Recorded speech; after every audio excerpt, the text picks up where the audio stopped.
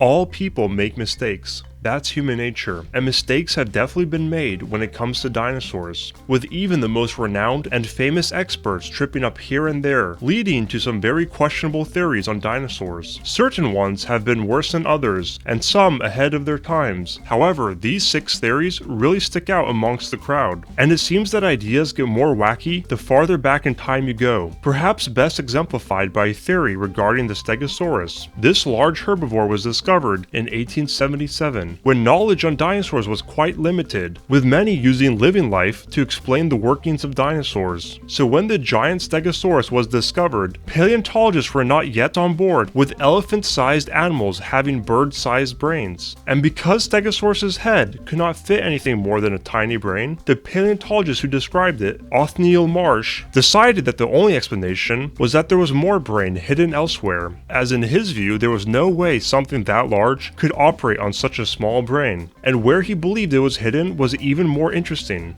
as he speculated it was stored in its rump. This way, in Marsh's mind, the Stegosaurus could have the small front brain controlling the forward part of the body, while the brain in the back controlled the rear, and this theory eventually spilled over, with some thinking that most large dinosaurs utilized 2 brains to function properly. We now know that Stegosaurus did not have 2 brains, nor did any other large dinosaurs, and that dinosaurs could operate just fine with 1 tiny brain. It appears that the 1800s was a thriving time for wrong theories, as another emerged, this one regarding the titanic sauropods, which were first described during the 19th century. When this group was first discovered, the vast majority of paleontologists thought that these giants were far too large to be walking around on land, so many thought the longnecks to have been semi-aquatic creatures that spent the better part of the day fully or partially submerged underwater, using their long necks and nostrils as some sort of biological snorkel. And this belief is also why many early restorations of this group depicts them lounging about in the water. This notion was held for decades, until the mid-1950s, when a landmark study stated that sauropods couldn't be in the water, as with their body size the pressure of being underwater would outright kill them. Although this study did cast doubt on the incorrect theory, it still wasn't all the way on the right track, as it failed to take into account the air sacs that permeated throughout the long neck's bodies. And in the following years more studies were conducted, this time with the air sacs in mind, which concluded that sauropods could venture into water and were quite buoyant thanks to their air sacs. In fact, there has been evidence which hinted they did occasionally swim, although we now know they were terrestrial animals, and in reality there was no real anatomical traits which heavily indicated an aquatic lifestyle, although it does appear that sauropods did have an affinity for water, as their footprints are most commonly found along coastlines and floodplains. The sauropods were not the only dinosaurs to obtain an odd theory, as the ceratopsians are another group that have experienced the same, and one theory in particular went after their most iconic features, their horns and frills. Since the discovery of these biological tools, most thought that they were used for defense or dueling. However, not all believed this. In 2015, a theory emerged that claimed that horned dinosaurs wouldn't have used their assets for self-defense or fights for dominance. The idea suggested that the horns and frills were too hollow and fragile to be used physically, and that defensive tools would never be on the head of an animal in the first place. Its alternative take was that they were used solely for mate selection and identification, and although it's been suggested that ceratopsians did use their frills and horns for other means, not just for fights, this theory doesn't address the fact that ceratopsians like the Triceratops possess pathologies in their bones indicating that they did in fact use their horns as weapons and frill as armor. Carnivores were also not spared, not even the most iconic and well studied, as the T.rex has been the source of some interesting theories too, one that even recently had quite a lot of momentum, with some still suggesting it to be the truth, is a theory pertaining to the T-rex's eating habits. Currently, the general belief is that the T-rex was both an active predator and scavenger, as who would turn down a free meal? However, this theory not only paints it as a scavenger, but a pure one, meaning that it never hunted,